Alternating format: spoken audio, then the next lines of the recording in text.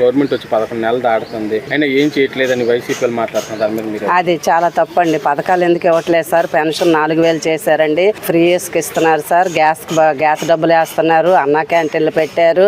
ఈ 11 నెలలకే చాలా అభివృద్ధి జరుగుతుంది సార్. ఇప్పుడు అభివృద్ధి పనులు కూడా చాలా వేగవంతంగా జరుగుతున్నాయి. పోలవరమే గాని, అమరావతి గాని, ఇదంతా చాలా చక్కగా జరుగుతుందండి. వాళ్ళు అంటున్నారు మేము ఉండుంటే అసలు చెప్పినవన్నీ ఇచ్చేసే వాళ్ళం, అది ఇదని మాట్లాడుతున్నారు.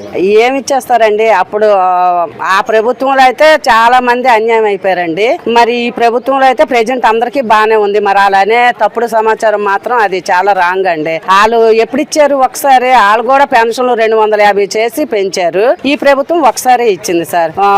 ఇప్పుడు మహిళలకి గ్యాస్ బండ్లు గాని, ఫ్రీ ఇసుక కానీ, అన్నా క్యాంటీన్లు గాని, ఇవన్నీ ఇదేం చిన్న చిన్న పథకాలు. వైసీపీ ఈ గవర్నమెంట్ అప్పులు పాలు చేసి ఏమి కట్టకుండానే గత ప్రభుత్వంలో లక్షల కోట్లు అప్పులో ఉంది సార్. ఆ అప్పు అంతా ఇప్పుడు కూటమి ప్రభుత్వం తీరుస్తూ ఇంతవరకు ఈ పథకాలన్నీ ఇచ్చిందండి. అది ఇవ్వటం కూడా చాలా గ్రేట్ సార్. తక్కువ అప్పు చేయలేదు గత ప్రభుత్వం, కోట్లలో అప్పు చేసిందండి. ఆ అప్పు తీర్చుకొని ఈ రకంగా చేస్తుంది ప్రభుత్వం అంటే ఇంకా 4 ఏళ్లలో ఇంకా అద్భుతంగా పరిపాలన జరుగుతుందని మేము అందరం ఆశిస్తున్నామండి. ప్రజెంట్ ప్రతి ఆడబిడ్డ కూడా చాలా సంతోషంగా ఉందండి. ఎందుకంటే గంజాయి తగ్గింది, తాగుడు తగ్గింది. ఇప్పుడు అర్ధరాత్రి రోడ్డు మీదకి వెళ్ళినా కూడా ఎటువంటి ఇబ్బంది లేకుండా వస్తున్నాం సార్. ఒకప్పుడు అయితే చాలా భయపడిపోయేవాళ్ళు, ఏ రోడ్డు మీద ఎవడ అడ్డపడతాడా, ఏ మహిళల్ని ఏం చేస్తారా అని భయపడ్డాము.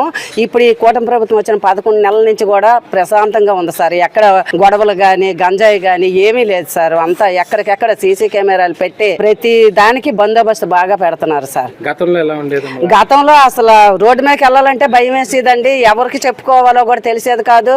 అప్పుడు పోలీస్ వ్యవస్థ అంటే ఆ నాయకులను బట్టే వాళ్ళు కూడా చేసేవారు అనుకోండి, వాళ్ళని అంటానికి తప్పులేదు.